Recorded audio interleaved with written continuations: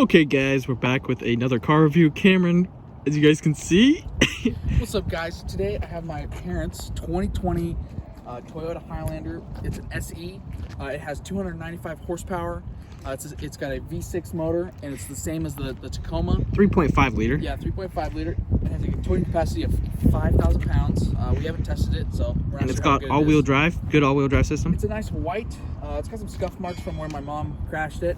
If you look over on this side. Yeah, we'll do a walk around here. As you get pretty good, aggressive, large grille up front. Yeah, and then it's on those like kind of low-profile tires, and then Cool it wheels. did hit a pole. It's got 4 doors and for more horse, and it also has a full hatchback. Well, it's actually a double hatchback, so you can pop the glass. Pull up the glass. You can fit one large person back here. Yeah, one full-on Aryan. I'm 6'2". Okay, shut up. And then to open it up, there's just a button up under here, along with the backup camera, which we'll show off a little later. Now this thing we got from McCord's Vancouver Toyota. That's where I work actually. And it has a roof rack, but it's not hooked up right now. Yeah, and you guys can hear back in the background there's a dirt bike. There's a dirt bike over there, so. We'll get to the interior next. So actually, if you see these little 2 lines, I have the key in my pocket, and I can actually go ahead and lock it by just touching that. And now it's locked. Now if I open like this one, it's actually a really cool feature. And then just to open it, if I have the keys in my pocket, I just pull on it and it opens. Now, he's coming out. Yeah. As you can see it. Get out of the shot. Get out of the shot. Fuck you. As you can see, it came stock with the rubber liners, and it has the. It's like the faux leather. It's black. I think it's real, actually. No, it's not. It's not. Okay. It's got black leather in as there. You can see over here, we have all the locking, the door, window lock, all 4 locks. Pretty standard switch gear. Along with the mirror adjustment over here, and then we have the fog lights and all the other lights here. And then you have, this is for like audio for the phone, and then this is for the actual screen up here, where it shows the doors open. Analog gauges, not a digital desk, but yeah, it kind of you can get both, but it also has a center console where it has 2 things that open up, and it's actually pretty deep, pretty big. It's full of a whole bunch of stuff right now, so we're just gonna shut that. If you want to go ahead and hop in the passenger seat, I'll go ahead and show off the rest of it.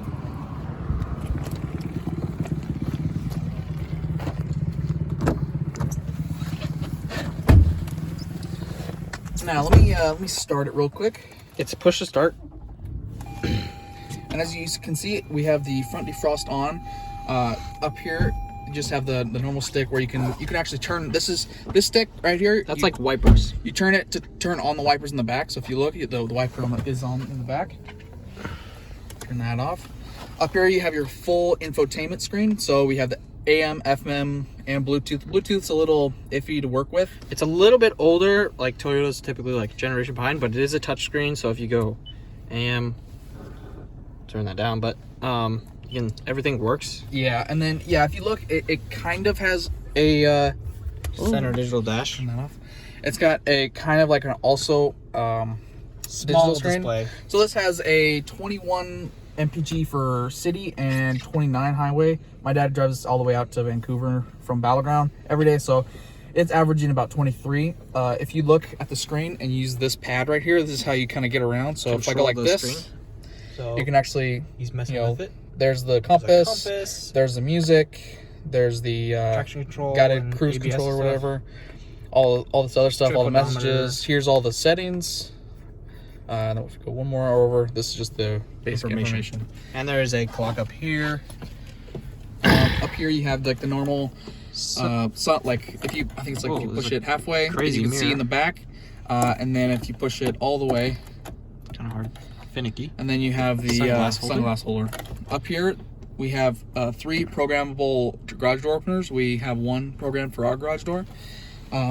Above we have the actual skylight, small sunroof, not huge, but that's pretty nice, very adequate. Now if Nick will actually get out, we can show the rear Off camera. Oh yeah, and we'll also show you guys the visors real quick. No extenders, but it's, oh wow. Yeah, Cameron. They do extend, so you get the sunlight and they just have a mirror on the side. All and right. you get this big storage tray. Nice spot for a couple doors that doesn't in the way of the shifter. And then if you look down here, we actually have some power. 2 USB plus another 12 volt USB and a USB and an aux, and then 12 volt. So now let's go ahead and hop in the back, and I'll show off the captain chairs and the third row seat. And then we'll look under the hood. Yeah. Okay, guys, now we're in the back.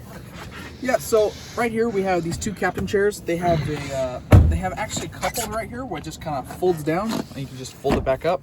If you go down to support your drink, you have a little parcel tray, and you just pull up on this lever, and then it goes back down. Now down here, just like the front, we have this is an actual like wall plug, House outlet, and then some more USBs. 2 more USB, and then a full climate control for the rear seats. Which, if you look above me, right here we have There's a vent lights on each and the side. vents, along with the Standard the like handles. Jesus handles. Yeah. And you then- get some in the door cup storage and whatnot.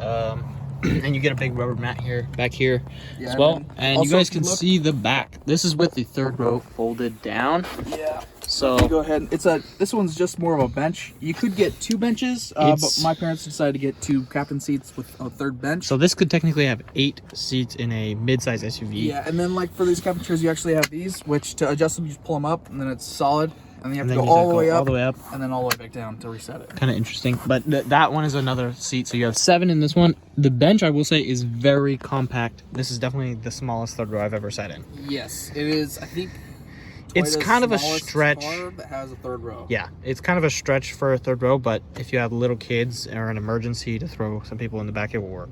Yeah.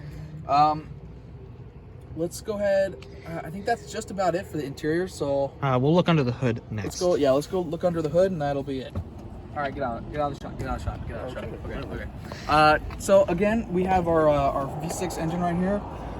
Transverse mounted, as you guys can see. You can see Yeah, the so head down in there. It's all-wheel drive, but I think it favors the front. Yeah, it's front-wheel drive by a system. This looks like basically every single Toyota I work on every day. It's real So sunk it's just down in there. Pretty much sunk down. Everything's covered with plastic. The only You don't things get available are struts. the You get a dipstick and, you get a prop. Yeah, I think to get struts you have to get like the Supreme package or whatever. And this car with the SE package, MSRP is around. This is a 2020, by the way. $40,000, I believe, right around there. I do not think my parents paid that much. Yeah. We bought it 2021, like early 2021, I think. So it wasn't the newest model year, but Yeah. So this is basically it. we'll show you guys a little bit of driving, and then the end of the video will be done. Now we're doing the driving impression. We got Cameron behind the wheel. What do you think? It drives pretty well. There's not much feel because everything's electric. Thank you, Jacob. It's all kind of just here and there. It has all-wheel drive, which is kind of it has quite a bit of power. It has the V6. Unfortunately, it's not the hybrid. It gets, I think right now we're getting like 23 mpg. I think for the Toyota like SUVs is probably the best because you have all-wheel drive, while the RAV4 I think for the same generation has only front-wheel drive. It has all-wheel drive. I think they have all-wheel drive now, but whatever. Yeah, show the road. We are driving we're on just a nice country road. Yeah, nice is not the word I would say. Treacherous is more like it, but yeah. It was repaved a few years ago. Yeah, it's got no handrails. It's all windy and You gonna downhill, cry so- about it? No, just Cry about What it. does the steering feel like? just super light power steering. There's not really that much road feel, which kind of sucks, but it's all right. It's got all the controls on it. You have all the audio, and then you have full screen. The chassis, it's a unibody. It's all pretty solid. Does it body roll a lot? Not really. It's got pretty good suspension. What about the brakes? Brakes are pretty good. Pretty good bite. Yeah. And we're on wet roads right now. Yeah, I mean, it drives like a nice SUV. It does really well in snow. We've taken it down to Bend, Oregon a couple times. It does really well through all the passes and everything. Probably about it for the video. So I'll let you guys go. Please like, subscribe. Stay tuned for probably another video where we'll drive Nick's bus and my truck again.